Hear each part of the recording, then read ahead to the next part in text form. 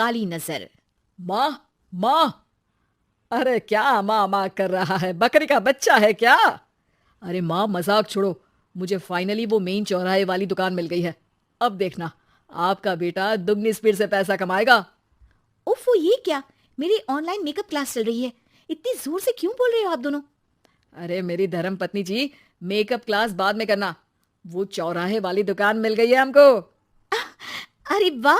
रुको, मैं अपनी माँ को फोन लगाकर बता देती हूँ। अरे मैं भी अपने रिश्तेदारों को बता देती हूँ, कितनी खुशी की बात है। हाँ हाँ, मैं भी अपने दोस्तों को बता देता हूँ।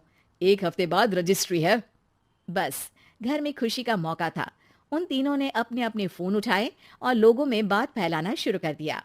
और रही सही कसर, श्वेता बहू ने अपने पड़ोस में सबको बताकर कर दी। अरे वर्मा आंटी, अब हम भी जल्दी कार ले लेंगे। घर का रेनोवेशन होगा और ठाट से रहेंगे हम भी। अरे ऐसा क्या हुआ? लॉटरी बाटरी लग गई है क्या?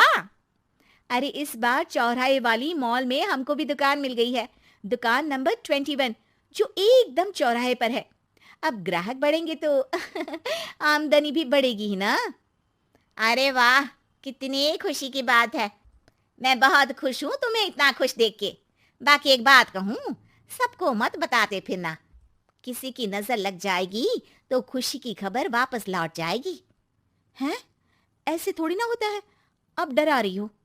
अरे सही कह रही हूँ, काली नजर कहते हैं इस चीज को, जब आप किसी को कुछ बताओ और वो काम बिगड़ जाए। अरे लेकिन मैं तो। तुमने सबको बता दिया ना? हाँ, फोन लगा लगा के। अब बच के रहना, काली नजर बड़ी खतरनाक होती है। श्वेता इतनी खुश रहती है कि वो वर्मा आंटी की बात पर ध्यान ही नहीं देती, जबकि पड़ोस में और भी लोगों से खुशी की खबर शेयर करती रहती है। अगले दिन राजेश बहुत दुखी होकर घर आता है। अरे बेटा, क्या हुआ? मुंह क्यों सूजा हुआ है? मधुमक्खी ने काट लिया क्या? माँ, वो दुकान किसी और के पास चली गई। किसी ने ज्यादा भाव लगा दिया। अरे पर बात तो आपसे हुई थी ना उस दुकान वाले की। हाँ, आज मैं टोकन अमाउंट देने गया था, तब मुझे पता चला। कोई आकर सुबह मुझसे पहले ही ज्यादा अमाउंट दे गया। काली नजर। क्या? क्या कहा?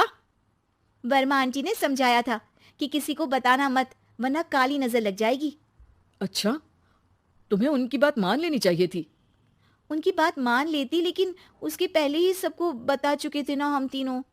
अरे अगली बार से ध्यान रखेंगे। कोई भी नई चीज होगी तो किसी को नहीं बताएंगे। तीनों कुछ दिन ऐसे ही रहते हैं, पर एक दिन श्वेता को एक मेल आता है। राजेश, मेरा ऑनलाइन मेकअप कोर्स कंप्लीट हो गया। अब मैं खुद का पार्लर खोल सकती हूँ। अरे वाह, अपने मोहल्ले में ही खोलते हैं। ये जो घर के सामने दुकान है ना, वहीं। हाँ, यहाँ सस्ती भी मिल जाएगी।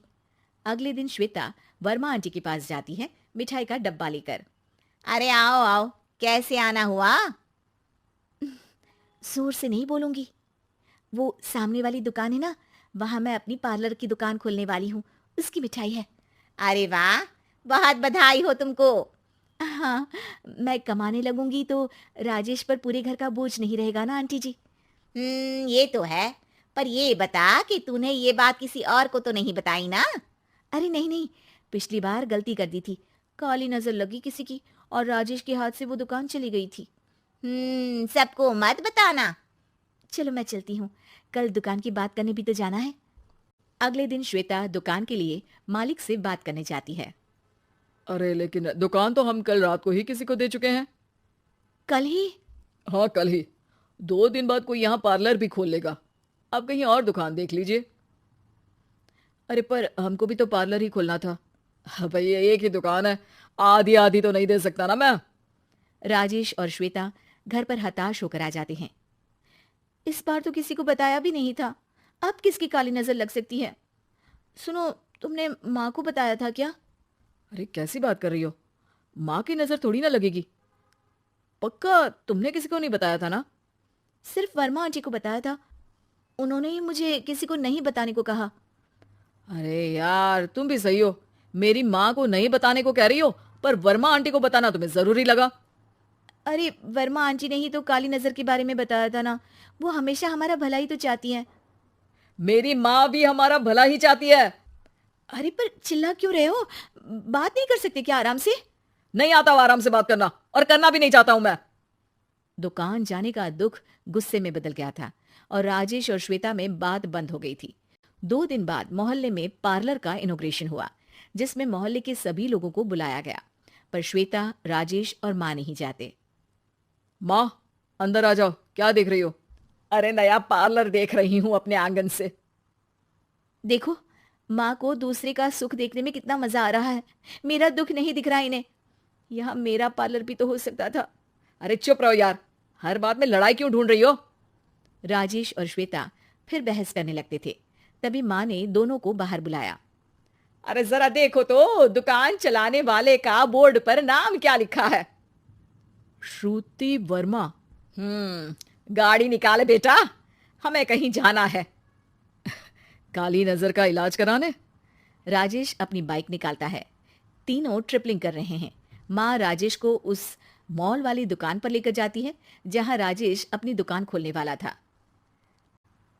यही दुकान लेना चाहता था ना तू? हाँ, पर इनको भी दुखी करने लेकर आई हो क्या यहाँ पर दुकान दिखाकर? वहां काफी नहीं था? अरे श्वेता, थोड़ा सब्र रख, अभी पता चलेगा कि हम यहाँ क्यों आए हैं। बता, इस दुकान चलाने वाले का नाम क्या है? अनुपम वर्मा। कुछ समझ में आया? वो दुकान वाली श्रुति वर्मा, ये दुकान वाला अनुपम वर्मा, और हमारे पड़ोस में हमने उस दुकानों के बारे में बताया किसको था? वर्मा आंटी को। मतलब वर्मा आंटी ही हमारा काम बिगाड़ रही है? नहीं नहीं, ऐसा नहीं हो सकता, ये बस इत्तेफाक है। राजेश अपना फोन निकालता है और श्रुति वर्मा और अनुपम वर्मा के नाम फेसबुक पर सर्च करता है, जहां ये दोनों ही वर्मा आंटी के रिश्तेदार होते हैं। श्वेता को समझ में आ जाता है कि वर्मा आंटी की ही नजर काली नजर है। अब क्या करना है? कोई भी खुशी की खबर हो तो काली नजर से बचना है, यानी वर्मा आंटी से बचना है। अरे पर मुझे ये समझ में नहीं आया कि वो हमारे साथ ऐसा क्यों करेंगी? अरे बेटा, एक सीख है, दूर के आदमी को आपकी तरक्की से कम परेशानी होगी, पड़ोसी को ज्यादा। दोनों माँ की बात में हामी भरते हैं और अगला काम चुपचाप करने की कसम खाते हैं, ताकि आगे से वर्मा आंटी कोई काम ना बिगाड़ सके।